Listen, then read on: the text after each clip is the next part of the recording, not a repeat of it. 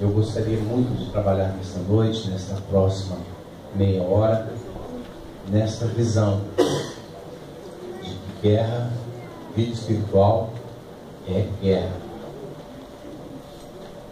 Vida espiritual é guerra.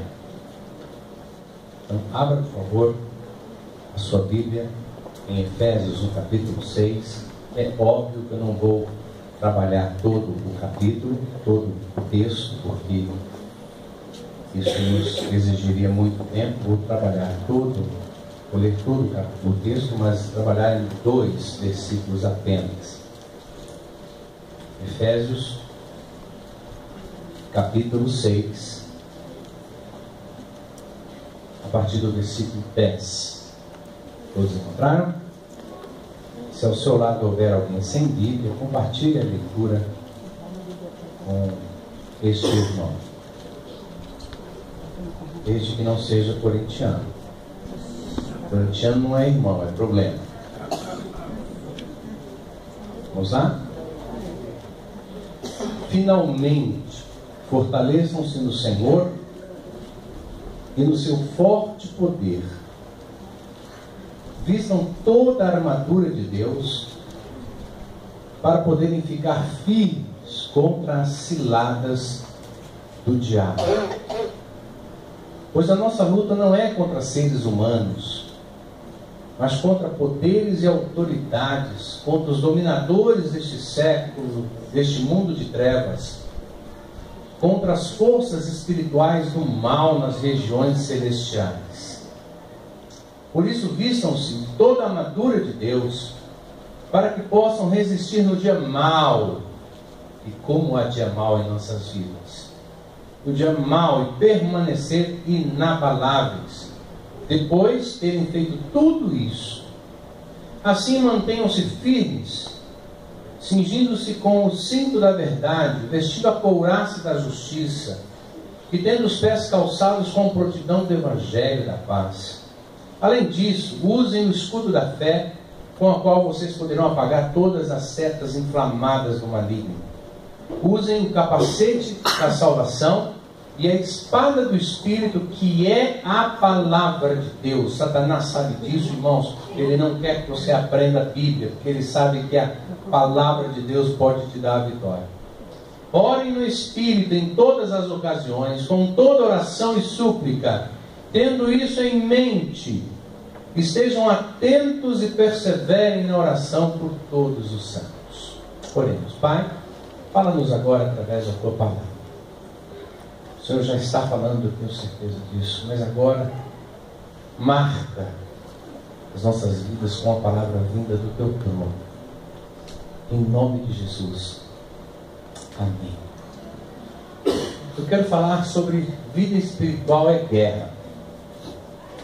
Eu não consigo aceitar mensagens de que vida espiritual é céu. Não. Estar em Deus é céu, porque nós sabemos que Deus sempre acaba nos consolando, nos confortando, redirecionando nossas vidas. Eu entendo um pouco a vida espiritual como um GPS. Quando você joga ali um endereço, ele dá uma rota para você. E se você é lesado como eu, que não consegue nem seguir um GPS, ele tem que estar toda hora refazendo o caminho, né? Semana passada eu estive aqui na Zona Leste, numa igreja, e teve uma hora que o GPS disse: Senhor Carlos, para! É porque ele não aguentava mais refazer rota para mim. Deus precisa estar constantemente refazendo as nossas rotas, porque nós saímos da rota original, daquilo que Ele planejou originalmente para as nossas vidas. Deus planejou que nós fôssemos em direção ao trono dEle. A ideia de Deus, meu querido, a ideia de Deus, minha irmã, a ideia de Deus, meu irmão, é de que você saísse do seu ponto de conversão, naquele dia que você aceitou Jesus como seu Salvador, você saísse daquele ponto e fosse em direção ao trono de Deus. Mas esse percurso da conversão ao trono, tantas coisas acontecem, tantos dias maus acontecem, que nos tira da rota. E aí o GPS divino precisa reprogramar e dizer: volta para essa linha. Porque a vida espiritual é guerra, e às vezes, ou sempre, eu não sei como você tem essa visão na tua vida, às vezes ou sempre, nós somos atingidos. Uma bala perdida nos cata. Uma situação nos balança. Uma perda nos enfraquece. Uma dúvida nos derruba. Vida espiritual é guerra, todos os dias. Quem sabe por isso o conselho bíblico de que você deve ter a armadura de Deus na tua vida para te livrar destas coisas. Mas eu quero trabalhar com vocês algumas questões nesse texto, e eu não vou me delongar muito, porque hoje é dia de ceia, então eu não posso pregar muito tempo. Sei que eu vou conseguir. A primeira questão que eu quero trabalhar é a seguinte: alguns termos foram mudados, transformados, aperfeiçoados, sei lá, para que pudessem ser socialmente aceitos, né? Ou politicamente corretos. Nós vivemos numa sociedade onde as minorias estão gritando, berrando. Todo dia tem uma passeata de minoria em algum canto dessa cidade, né? Uma hora é motoboy que para trânsito, outra hora é gente sem casa que para trânsito, que fecha marginal, outra hora é comunidade LGBT que fecha a Avenida Paulista, outra hora é pastor que faz greve, enfim. Toda hora tem um grupo se manifestando aí. Porque a gente está querendo dar para essa turma o politicamente correto. Deixa eu dar alguns exemplos para vocês aqui de algo politicamente correto. Algumas questões que foram mudadas. Eu vou dar uma acertada aí no meu receptor. Antigamente, negro era negro. Aí alguém disse: não, isso é humilhante. Negro não pode ser negro. Vamos mudar para algo que doa menos. E agora o negro é afrodescendente. Deixa, tá andando. Ah, é você que está andando? Negro é afrodescendente. É que o outro tem que estar aqui. Obrigado. Antigamente, roubar ou furtar era roubar ou furtar. Hoje mudou, é apropriação indébita. Então, se você entra na minha casa, arromba minha porta e leva tudo que eu tenho, você não me roubou, não me furtou. Você se apropriou indebitamente de alguma coisa que era minha. Não ficou mais bonito? Ficou ou não ficou? É o politicamente correto, né? Antigamente, adolescente, quando era ladrão, ele era chamado de ladrão. Ah, não pode. Agora é menor infrator. Chame um adolescente de ladrão para você onde você vai parar. Ele te processa. Aí você vai preso e fica do lado de fora. Ele é menor infrator. Eu não estou dizendo que eu concordo ou discordo, só apenas estou mostrando para vocês que a sociedade encontrou nomes para deixar algumas coisas mais polidas, socialmente aceitas, politicamente corretas. Antigamente, caixa 2, para quem não sabe o que é caixa 2, é aquele caixa que o dono da empresa passa dinheiro por lá escondido para não declarar, enfim. Caixa 2 é errado. Agora caixa 2 para os nossos políticos é contribuição não declarada. Esta semana, um político que desviou bilhões lá para a Suíça, ele disse: isso não é roubo, isso é uma contribuição não declarada. Ficou bonito, ficou ou não ficou? E ninguém pode prender o cara, porque não é roubo, não é furto. Ele simplesmente não declarou. Bacana, né? E por que você não declarou, querido? Esqueci. Né? Ou como a Dilma e o Lula falam sempre: eu não sabia, precisava declarar.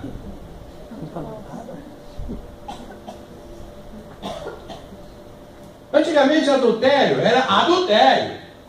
Agora é uma relação extraconjugal. Você chega com uma mulher que não é muito inteligente, você fala, seu marido teve uma relação extraconjugal. Ela, ai, obrigado! Ficou tão bonito. Relação extra, ficou tão bonito que ela acha que é um presente que ela vai ganhar. E tem mulher que é assim mesmo. Tem mulher que ela vive fora de órbita. O marido chega em casa com o cabelo molhado e com gel. Quando você estava, amor, está chovendo. Ela, mentira, não chove há um ano naquela cidade. Ela nem se mancou porque tem uma coisa errada. Tem mulher que vive fora de órbita, né? Então agora adultério é uma relação extraconjugal. Essa semana um jogador teve que passar a semana toda aí explicando por que ele teve uma relação extraconjugal. Nós estamos dando nomes bonitinhos para que as coisas fiquem politicamente corretas. Antigamente, era um termo feio, possivelmente, mas aleijado era aleijado. Você viu um cara na cadeira de roda, aleijado. Você viu um cara mancando, ó o manco. Agora não. Passaram para deficiente físico, agora é pessoas com necessidades especiais. Não chame um cadeirante de aleijado. Ele te processa e você vai para a cadeira. Outro nome que a gente chamava, ó o ceguinho. Não faz isso. Você está perdido. Agora é deficiente. Nós estamos encontrando atalhos para que as coisas possam ser ditas e doam menos. Antigamente, feio era feio. Feio era feio. Agora é simpático. Você não tem coragem de falar que o cara é feio, você fala, não, você é simpático. Simpático é o cara feio que está bem arrumado. E alguns ficam até felizes. Ai, obrigado, eu sou simpático. Né? Obrigado. Mal ele sabe que nós estamos mascarando para dizer, cara, você é feio. E quanto mais ênfase a gente põe no simpático, mais feio a gente quer dizer que ele é. Por exemplo, ele fala, você é simpático. Ah, eu sou feio. Mas o cara, você é muito simpático. É impressionante como você é simpático. Ele é obrigado. Ele está feliz. Encontraram um jeito de falar para ele que ele é um feio arrumadinho. Antigamente, crente era crente. Hoje ele é cristão. Esse nome cristão está mudando para evangelho. Não sei se isso, em termos de religiosidade, foi interessante, porque crente era uma coisa, não crente era hoje. Hoje cristão é a mesma coisa que não cristão. Não sei. Eu particularmente questiono se alguns termos precisam ser mudados para que a nossa sociedade os aceite. Alguns termos perdem o impacto quando nós os melhoramos socialmente. Eu entendo isso porque algumas coisas não podem ficar politicamente corretas. Algumas coisas precisam ficar apenas corretas. Há situações em nossas vidas que nós não podemos ser politicamente corretos. Nós temos que ser simplesmente corretos. E me perdoe a palavra dura, eu já peço perdão que alguns irmãos tenham ouvido de uma menina de 15 anos de idade aqui. Eu quero que se dane se vai ficar politicamente correto. Eu quero apenas que fique correto. Na minha vida tem que ser correto. Na sua vida tem que ser correto. Porque você é um cristão.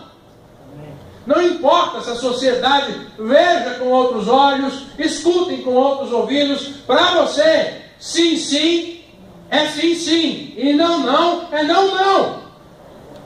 Porque para Deus, o politicamente correto não existe. Para Deus o que existe é o correto. Algumas pessoas chegaram em Jesus, alguns discípulos, seguidores dele, chegaram nele e disseram, mestre, o senhor está pegando pesado, as suas mensagens estão pesadas, o povo está assustado, muitos estão te deixando, mestre, pregue uma coisa mais política, mais polida, menos nos dura. Mestre, o Senhor está ficando antipopular. Mestre, alguns aí, os mandatários da cidade, os religiosos, não estão gostando do que o Senhor está falando. E Jesus Cristo olha para os seus discípulos e diz assim: eu não prego politicamente, eu prego o que é correto. Se vocês quiserem, também podem me deixar. Ou seja, Jesus simplesmente disse aos seus discípulos: não estão corretos? Não estão contentes? Vocês também podem ir. Já que muitos estão me deixando, porque eu não estou pregando politicamente correto, então vocês também podem ir. É quando Pedro diz: para onde iremos nós? Se ouvimos as palavras do Senhor. Em outras palavras, Jesus disse assim: eu não vou dizer que aqueles que amam a Deus vão para o céu. Eu vou dizer que aqueles que entregam as suas vidas e vivem para Deus vão para o céu. Essa era a mensagem de Jesus, totalmente antipopular, mas correta. Eu não vou dizer que basta apenas você se dar bem com teu irmão, que você vai para o céu, que fazer boas obras, você vai para o céu, que ser bonzinho, você vai para o céu, que ajudar o cego, aliás, o deficiente visual, atravessar a rua, você vai para o céu. Jesus não aceitou isso. Muito pelo contrário, ele olhava para o povo e dizia: raça de víboras, porque vocês estão dizendo que é o que vem de fora que contamina o homem, mas eu, Jesus, digo que é o que sai de dentro do homem que contamina. Essa é uma mensagem que nós não teríamos auditório, porque ela não é politicamente correta, ela apenas é correta.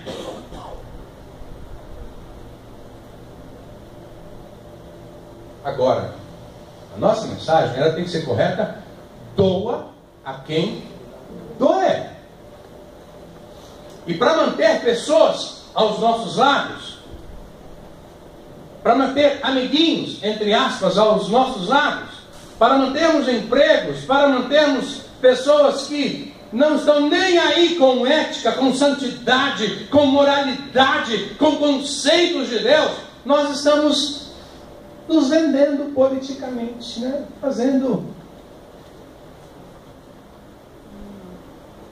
Então, o que adianta falar uma mentirinha aqui? Não custa nada uma mentirinha para nos livrar de uma situação ruim, né? Afinal de contas, mentirinha é mentirinha, não tem nada demais. Eu vou citar um exemplo de uma família que me procurou. Eles estão aqui, eu sei que eles vão entender, mas não é com eles, é apenas usando a ilustração. Esta semana uma família me procurou e disse: pastor, nós vamos dar uma ceia em casa e alguns dos nossos familiares bebem e fumam, e nós não queremos que façam isso na nossa casa. O que nós devemos fazer? Para sermos politicamente corretos, nós deveríamos dizer assim aos nossos familiares: olha, não tem problema, pode fumar, pode beber. Essa casa aqui foi nos dada com dinheiro de Deus, foi consagrada para Deus, é de Deus, mas vocês são mais importantes que Deus. Essa é a resposta politicamente correta.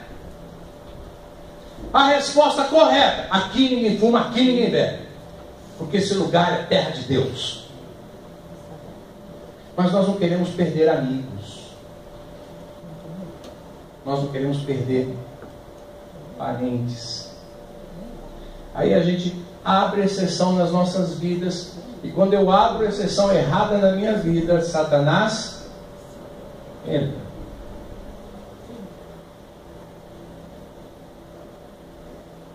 Quando eu vou na festa de um ímpio, lá ele bebe, lá ele fuma, mas eu estou lá. E eu não estou lá porque ele bebe ou porque ele fuma, eu estou lá por causa dele, por conta dele, porque eu amo ele. Está certo ou errado? O inverso não pode ser verdadeiro?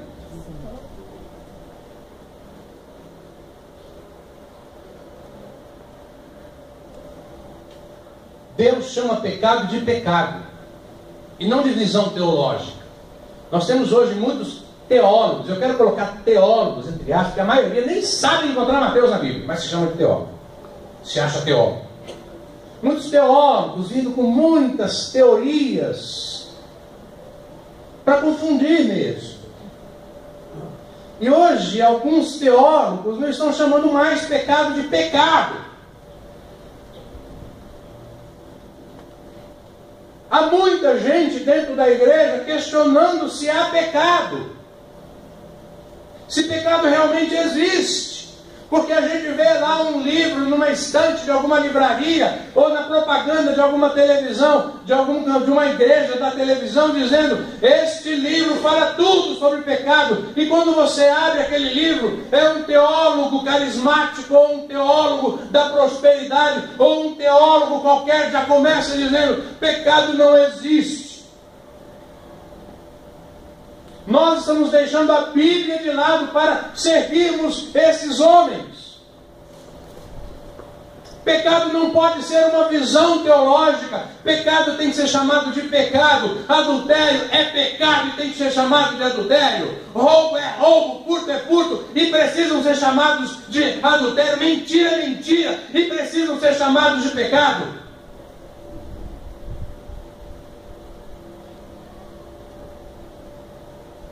Guerra espiritual não pode ser uma visão de uma igreja, de um pastor. Eu ouço pessoas dizendo: igreja do pastor X, lá tem guerra espiritual, do pastor Y não tem porque ele não crê. Isso não é bíblico. Guerra espiritual precisa ser visão da igreja, visão do pastor, independentemente da placa que está lá na frente. A igreja, o pastor, precisa olhar para o mundo e dizer: nós vivemos num mundo mau. Satanás se levanta todo dia para te derrubar, irmão. Satanás, a todo dia, ele acorda, entre aspas, acorda, para você entender meio que humanizado essa palavra. Satanás acorda dizendo: o que eu vou fazer hoje para derrubar o Carlos? Onde eu vou tocar no Carlos hoje? Qual é o fraco do Carlos para eu colocar ele no chão? Por onde eu ataco o Carlos?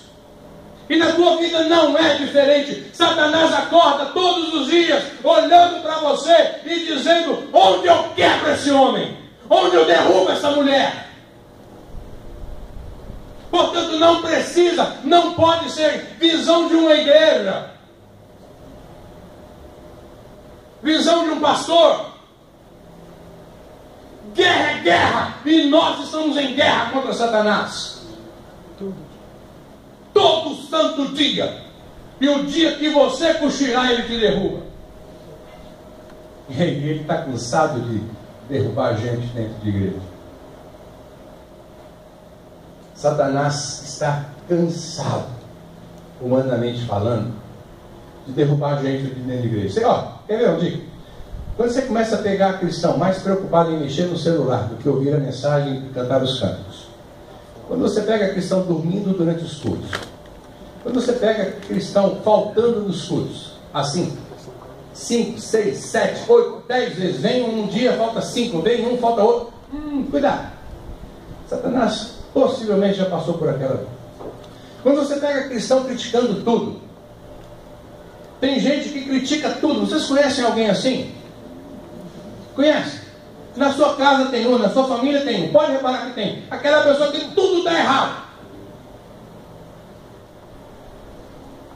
Quando você pega pessoas que entram numa empresa e 2 dias de nova empresa, está tudo errado na nova empresa. A vida dela é assim. Guerra é guerra. E você, meu irmão, olha para mim. Você, se dormir, Satanás te derruba. Se dormir, Satanás te derruba.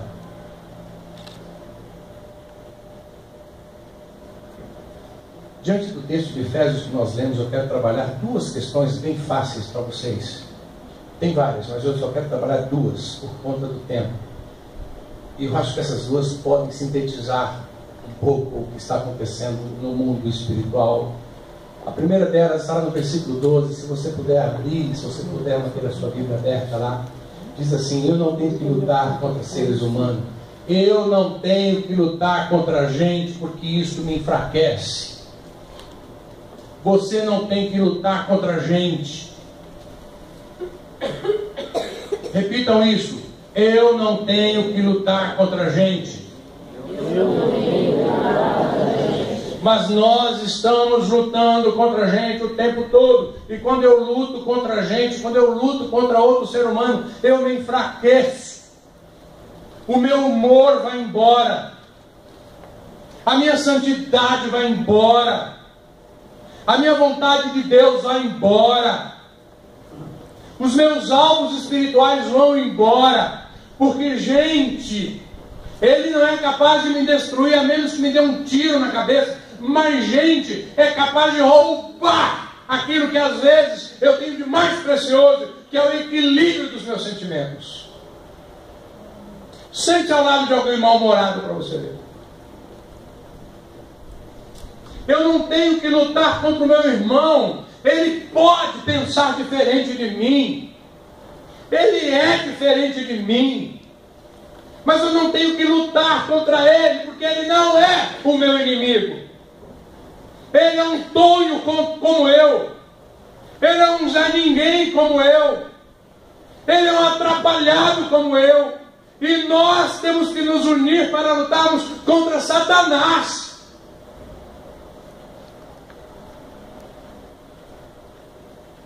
Mas é isso que acontece. De cada 10 casais casados que entram num consultório de psicólogo, que estão querendo se separar, o foco é um está lutando contra o outro. Só que nenhum acha. Uma igreja só se divide quando um começa a lutar contra o outro. Aí quando eu começo a lutar contra o meu irmão, a santidade já era. Quando eu começo a lutar contra os meus parentes, principalmente aqueles que estão debaixo do mesmo teto que eu, santidade já era. Lá na minha casa tem uma regra. E quem descumprir, paga preço. Lá na minha casa, sexta-feira, 18 horas, até domingo, depois do culto, ninguém briga. Ninguém traz assuntos polêmicos que possam gerar discussões graves. Então, às vezes, sexta-feira, 7 horas, pai, é problema isso aí? Então deixa para domingo depois do culto. Porque a nossa ideia é, domingo à noite eu preciso estar no altar. Domingo à noite eu quero ser canal de Deus. Domingo à noite eu preciso estar em santidade. Domingo à noite não pode ter nada entre Deus e eu, entre a voz de Deus e o meu ouvido e a minha boca. Eu não posso ter briguinha com o esposo, eu não posso ter briguinha com o filhinho, eu não posso ter arroz queimado atrapalhando a unção de Deus na minha vida. É claro que quem não tem essa preocupação não está nem aí. É claro que às vezes você ouve coisa do tipo, eu não estou dentro dessa regra. Não é problema teu, falando de mim.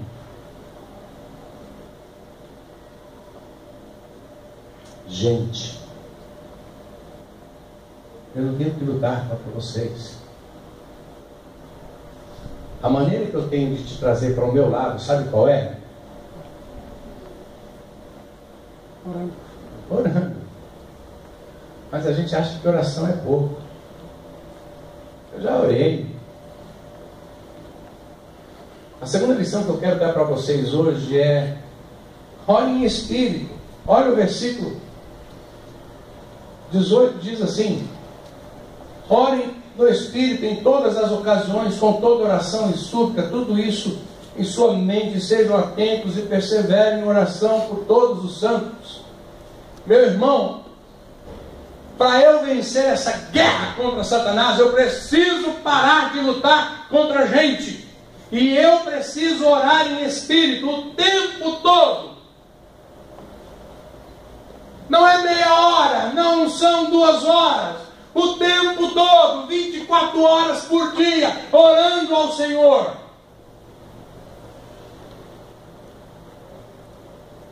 Eu estou ali no meu volante, a minha mente precisa estar com o Senhor. Eu estou ali no meu trabalho, a minha mente precisa estar com o Senhor. Eu estou ali na minha casa, a minha mente precisa estar com o Senhor. 24 horas por dia, porque se eu marcar bobeira, Satanás põe pornografia nela, Satanás põe mentira nela, Satanás põe adultério nela. E tantos outros males da nossa sociedade. Eu citei aqui os 3 mais conhecidos.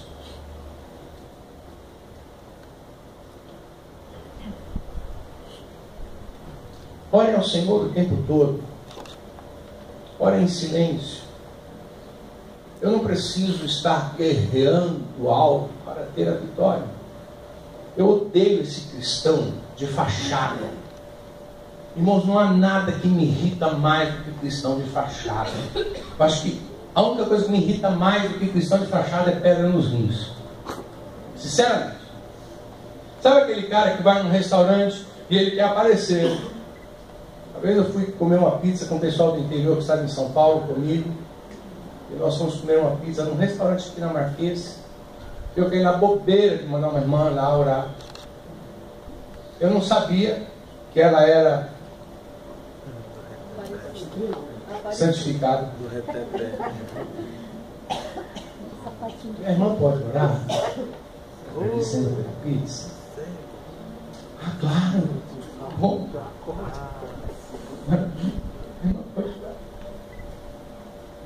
Deus, alto. Em nome de Jesus eu quero expulsar agora o demônio da pizza. Calma, irmã. Do círculo de oração. E aí você abre o olho, você é Deus de Deus, você abre o olho, os garçons estão esbugalhados. As mesas ao lado estão esbugalhados. Deus, é agora, eu quero ver essa pizza andar. Não, não precisa. Eu corto ela e trago eu mesmo. Que santidade é essa?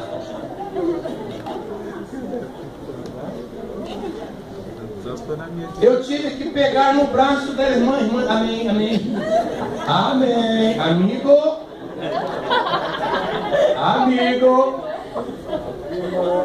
Irmã. Irmã. Amigo. Respira fundo. Voltemos para o lado zen.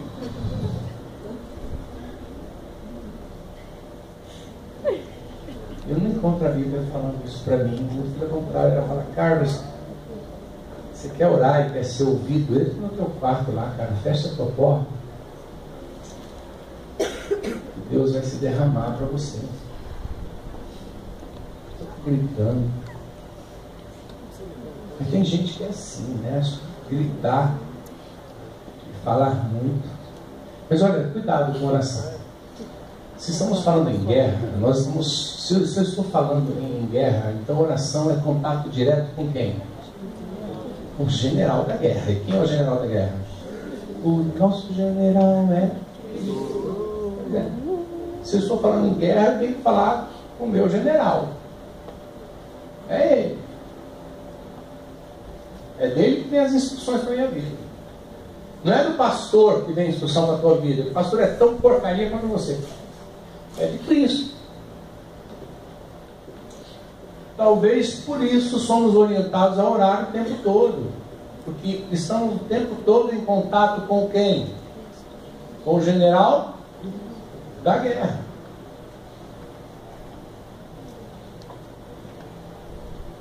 Agora, quando eu falo orar o tempo todo, isso não exclui a devoção particular.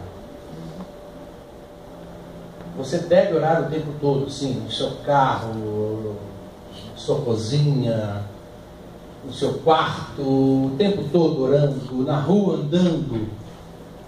Mas isso não pode excluir aquele momento que você entra no teu quarto, fecha a tua porta e fala: Deus, sou eu e o Senhor agora. E esse quarto não necessariamente precisa ser um quarto físico. Aquele que você dorme pode ser o seu lugar de oração. Eu tenho o meu lugar de oração, você possivelmente tem o seu lugar de oração, e a Bíblia me diz que eu tenho que ir para esse lugar orar. Eu tenho que ir para esse lugar orar. Eu tenho que ir para esse lugar chorar. Falar para Deus que o dia está mal. Eu tenho que ir para esse lugar e falar: Deus, está tudo dando errado. Deus, o mundo está caindo nas minhas costas. Deus, eu não consigo emprego. Deus, estou sem dinheiro. Deus, estou doente. Enfim, eu tenho que ir para esse lugar.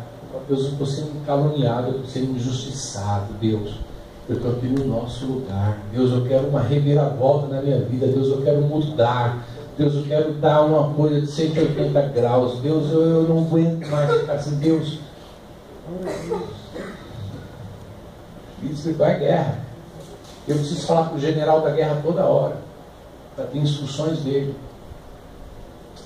Olha o que diz Mateus 6,6. Mas quando você for orar, vá para o seu quarto, feche a tua porta e ore ao Pai que está em secreto. Se vocês me permitem, eu gostaria de mudar um pouco esse versículo. Mas antes de vocês me permitirem, eu quero pedir para o Espírito Santo me permitir. Porque vocês não são nada. Vocês autorizando, eu não estou nem aí. Mas o Espírito Santo precisa me autorizar. Vocês concordam também? Deixa eu mudar um pouquinho.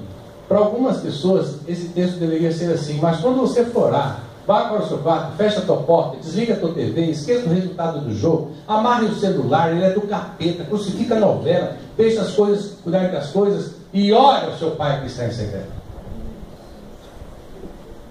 Porque eu não consigo crer que alguém consiga se concentrar com o celular do lado.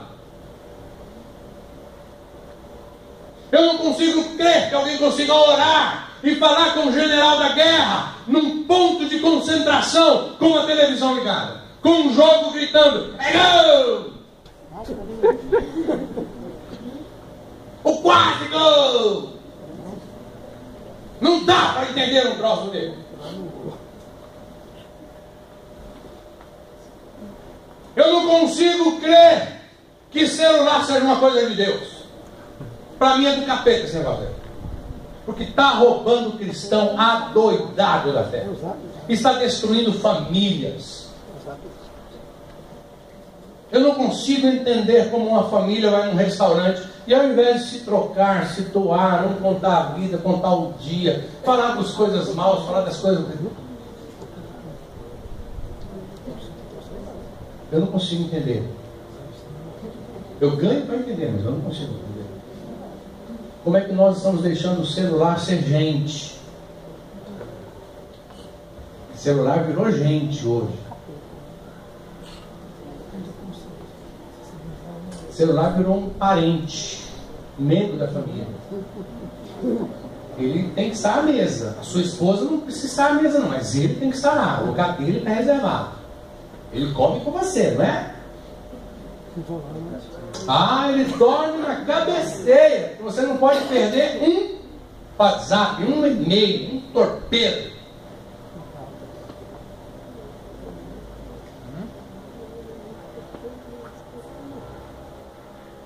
Nós não temos tempo para Deus, mas temos tempo para todas as novelas. Há irmãs aqui que são especialistas em novela. E eu digo, há irmãos também. Novela já foi coisa de mulher. Há irmão tão safado que ele sabe mais de novela do que a própria esposa. Tá aí, né, Marcão? Estou falando bobagem?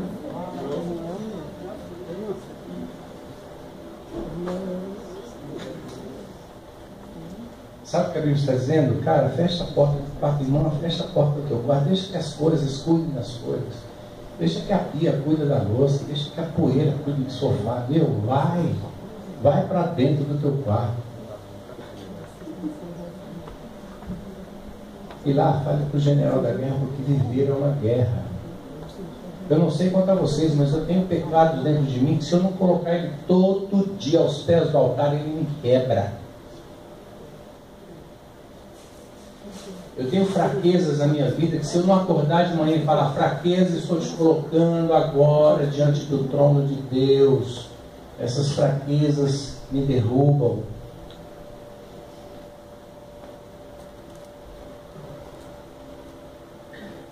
Quantos aqui fazem isso?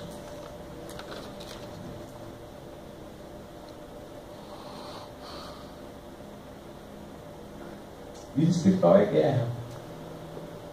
E eu estou dizendo isso para você. Vida espiritual é guerra. Você tem que guerrear todo dia. Agora, se você quer se converter e não quer guerrear, ele vai virar coveiro. Coveiro não tem problema nenhum. Ele enterra quem está morto, ninguém resiste. Já viu um morto resistir a ser enterrado? Isso. O melhor emprego do mundo é ser coveiro. O coitado não reclama de nada. Você pode enterrar em cova que não é a dele, está tudo bem. Se a cova é rasa ou funda, ele não reclama. O melhor emprego do mundo é coveiro. coveiro. Outro dia saiu da prefeitura lá de Barueri, concurso para coveiro, eu quase me inscrevi. Coveiro. Coveiro não reclama, tem horário, pica o cartão, ninguém reclama, você chega atrasado. Agora, se você quer ser crente, se você quer ser cristão, é uma guerra, meu irmão. É uma guerra. E quando a gente está em guerra, Satanás levanta pessoas para guerrear contra nós. Não guerreie. A tua luta não é contra homens. Põe esse homem em oração e você verá a transformação que Deus fará. Eu tenho que lutar contra Satanás, ou seja, os meus pecados, as minhas fraquezas, as minhas falhas não podem ser brecha para Satanás. Tem muita gente dentro da igreja que fala: ah, eu desviei porque o pastor falou, porque o irmão falou. Mentira! Você desviou porque o teu foco não era a cruz, porque o teu GPS desviou o caminho. Porque se o teu foco fosse a cruz, o mundo ia falar contra você. Você ia olhar para o céu e dizer: é lá que está o meu alvo. É no céu de Cristo que está o meu foco. E é para lá que eu vou. Fale mal de Pedro, fale o que quiser de Pedro, mas Pedro tinha uma atitude que eu admirava. Quando Pedro estava lá no mar, em alto mar, ele viu Jesus. Ele foi embora, ele não estava nem aí com quem estava no barco com ele. Quero ir ter contigo. Pedro está ali à beira do mar, vou pescar, quem quiser que venha. Nós estamos meio que, eu vou se alguém for comigo. Eu vou para a igreja se a esposa for. Eu vou se meu marido for. Meu irmão, venha. Fé individual. Venha.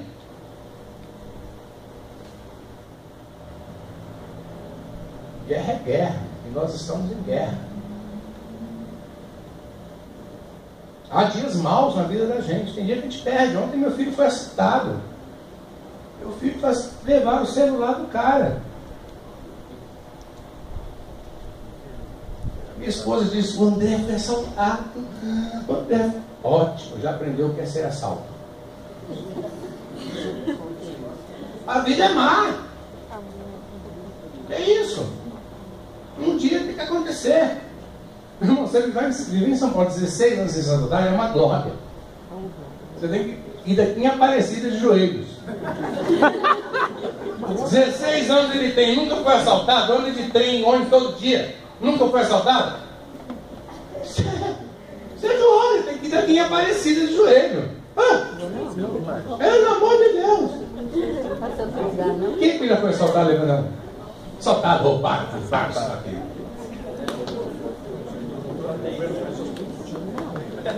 Glória a Deus, mas eu não vou para Aparecida.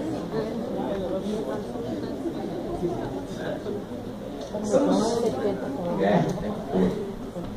Vida espiritual é guerra o tempo todo, o tempo todo, o tempo todo, o tempo todo, o tempo todo, o tempo todo. Vida espiritual é guerra o tempo todo.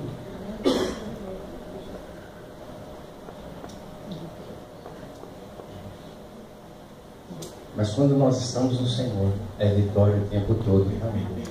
É vitória o tempo todo, é vitória o tempo todo, é vitória o tempo todo, é vitória o tempo todo. Eu quero finalizar dizendo para vocês que, apesar de eu entender que vida espiritual é guerra o tempo todo, eu também entendo que eu não posso vencê-la sozinho. Eu preciso de Deus. Você precisa de Deus. Nós não conseguimos vencer Satanás sozinhos. Satanás é muito bom, Satanás é muito esperto, ele é muito mais forte que você, muito mais técnico que você.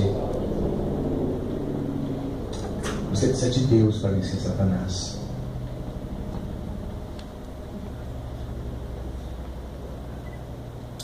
Você precisa falar com o general da guerra o tempo todo para vencer Satanás. Baixe a sua cabeça. Deus querido, no nome de Jesus, dê esta visão para esses irmãos, que eles entendam claramente que eles não têm que lutar contra homens, A guerra deles é outra. Mas essa outra guerra, eles não vencerão sozinhos. Dá-lhes a visão de que eles precisam lutar o tempo todo, orar o tempo todo, não dormir nunca na fé. Dá-lhes a visão de que mesmo que tenham perdido o GPS espiritual, divino, eles precisam voltar para o caminho certo. É a minha oração, Pai, por eles. Eu não peço que o Senhor os tire do mundo,